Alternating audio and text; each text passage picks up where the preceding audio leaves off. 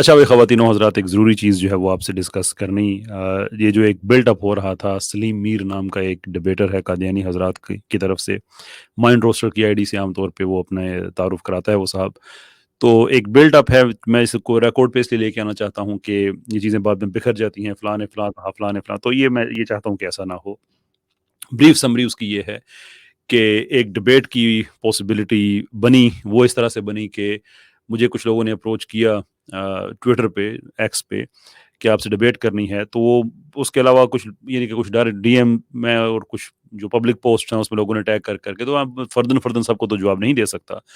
تو میں نے ایک اسٹیٹمنٹ لکھی، ایک پریس ریلیز ٹائپ، کہ بھائی ڈبیٹ کا کوئی ایشو نہیں ہے، انشاءاللہ آپ ضرور کریں، لیکن شرائط ہماری یہ ہیں کہ ڈبیٹ جو ہوگی وہ جو آپ کے نظریات ہیں، عقائد ہیں، ہم ان پہ کریں گے. اور یہ میں اس لیے کہہ رہا تھا کہ یہ لوگ کبھی بھی قادیانی ایشو پہ بات نہیں کرتے، بلکہ ہمیشہ وہ فلاں بابا نے یہ کہہ دیا، فلاں بزرگ نے کہہ دیا، فلاں شیخ نے کہہ، تو اس پہ تو جو قادیانیت ہے وہ ہمیشہ پیچھے رہ جاتی ہے، حالانکہ ڈبیٹ قادیانیت پہ ہوتی ہے.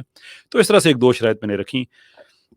تو یہ سلیم میر نامی آدمی کا جواب آ گیا کہ ہاں جی میں بالکل تیار ہوں ڈبیٹ کرنے کے لیے، دونوں شرطیں مجھے منظور ہیں. پھر میں نے ایک سپیس رکھی، اور اسی آدمی کے کہنے پہ رکھی کہ سپیس جو ہے وہ آپ رکھیں، میں آ جاتا ہوں. میں نے سپیس رکھی، 3 گھنٹے کا اس کا ٹائم رکھا، اور یہ بتایا کہ 3 گھنٹے کے دوران وہ کسی وقت بھی آ کے اپنا کریں کہ یہ ہمارا جو ہے، اور وہ کہا کہ کم سے کم 3 گھنٹے ہمارا ٹائم ہوگا.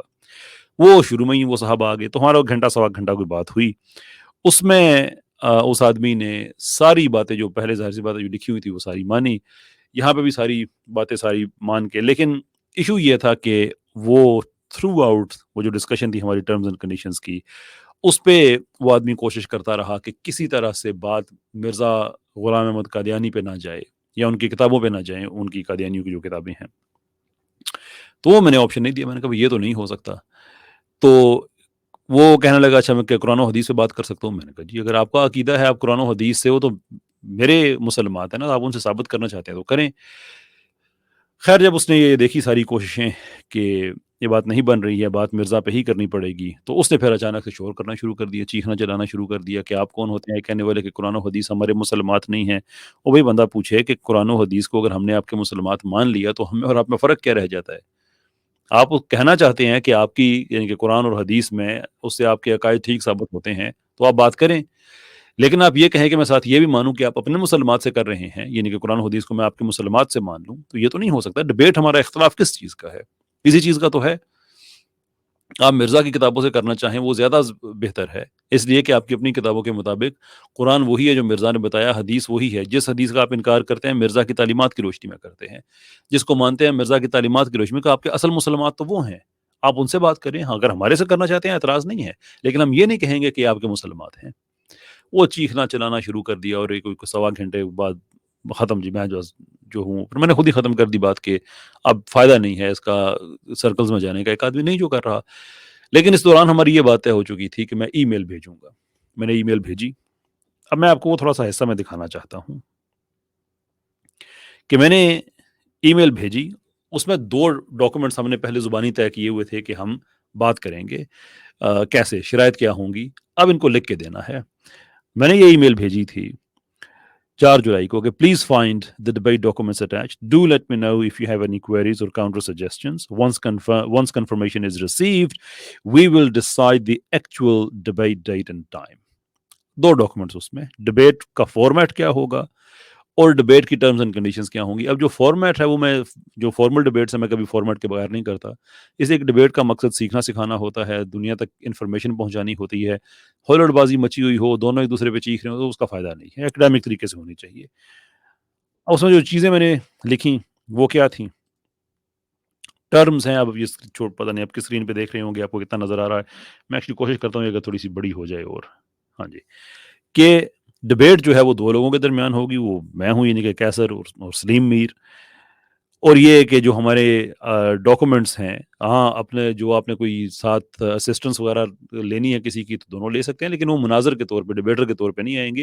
یعنی فوراً کسی سے کہنا یہ حوالہ نکال کے لاؤ، یہ اس طرح سے، یہ ڈبیٹس میں بڑی جائز چیز ہوتی ہے. ٹھیک ہے، فائن، آپ بھی کر سکتے ہیں، میں بھی کر سکتا ہوں. اور ساتھ یہ کہ جو ڈبیٹ ہے وہ صرف اسی ٹاپک پہ ہوگی، کیونکہ میں یہ نہیں چاہتا کہ بعد میں چلی جائے کسی اور طرف، بابوں کی طرف چلی جائے یا کہیں اور چلی جائے. ایسے نہیں ہے، کیونکہ وہ کہتے ہیں نا تمہارے بابے، میں اس لیے لفظ میں بابا استعمال کر رہا ہوں، یعنی کوئی بھی علماء ہیں وہ ان پہ بات ڈال دیا کرتے ہیں.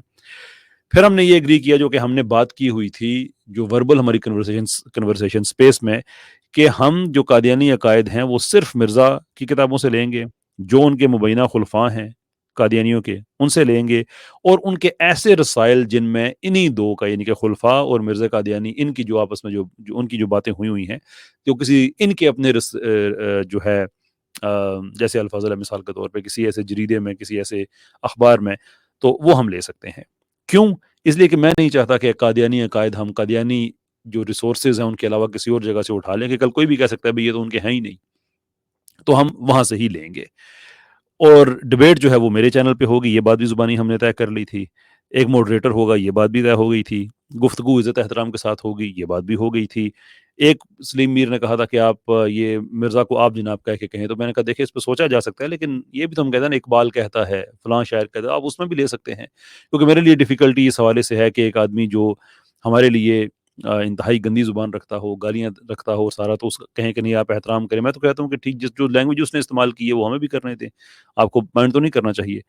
خیر، یہ چھوٹی چھوٹی باتیں جو اسٹینڈرڈ ہوتی ہیں کہ اس کے بعد دونوں پارٹیز اپنے اپنے چینل پہ ڈیبیٹ لگانا چاہیں تو لگا دیں، پوری لگانا چاہیں پوری لگا دیں، آدھی لگانا چاہیں آدھی لگا دیں، کوئی حصہ لگانا چاہیے، لیکن اس میں پھر جو ایڈیٹنگ میں ہے اس میں پھر اس طرح سے ہونا چاہیے کہ کوئی سیاق و سباق سے چیز ہٹے نہ. بڑی کامن سی چیزیں ہیں، کوئی اس میں ایسی بات نہیں تھی.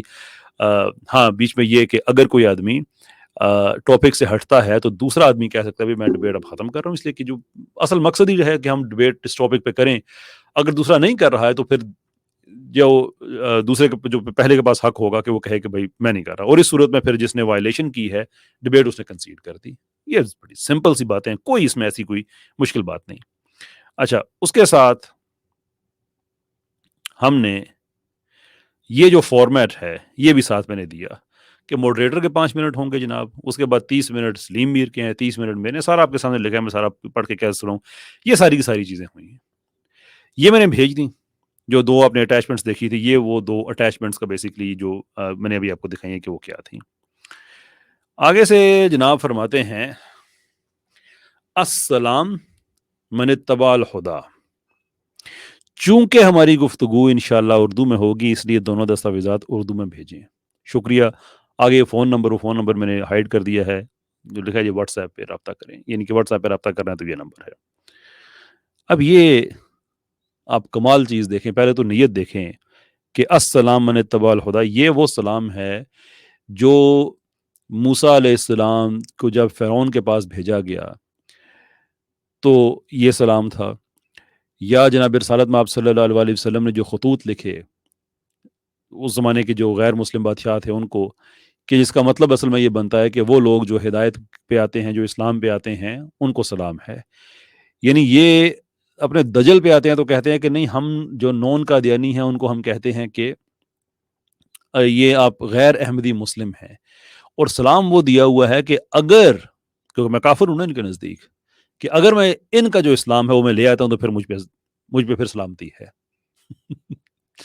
یہ آپ اندازہ کریں اس کو، دجل در دجل ہے. خیر چلیں، میں بھی آپ کو یہی کہتا ہوں جی کہ اسلام آپ کو ہے اسی وقت ہی جب آپ اسلام لے کے آئیں. تو اب یہ کیا بہانہ ہوا کہ آپ اردو میں ڈاکومنٹس بھیجیں؟ انگلش نہیں آتی؟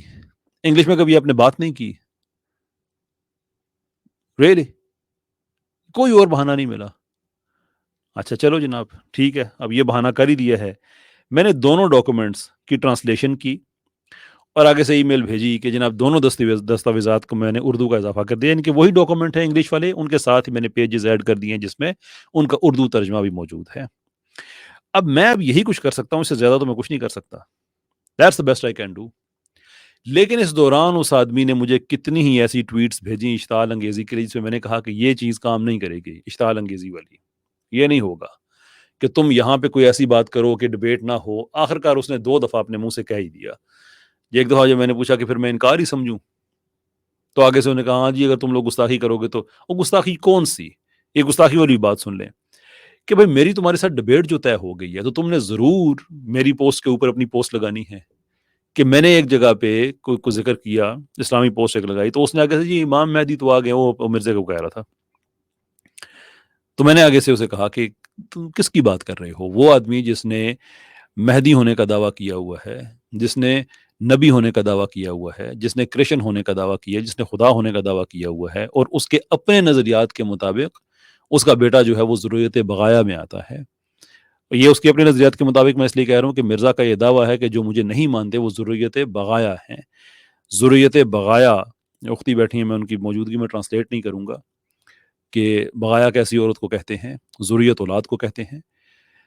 تو اس کا اپنا بیٹا جو نہیں مانتا تھا اس کو، تو اس کا اپنا نظریہ جو مجھے نہیں مانتا وہ ذریت بغایا ہے، تو ظاہر سی بات ہے اس کا بیٹا بھی ذریت بغایا ہی ہے۔ میں کوئی گالی تو نہیں دے رہا، میں اس کا ہی جو نظریہ ہے کہ پھر سوال یہ ہے کہ جس عورت کو تم ام المومنین کہتے ہو، تمہارے اپنے نظریے کے مطابق وہ کیا نکلتی ہے؟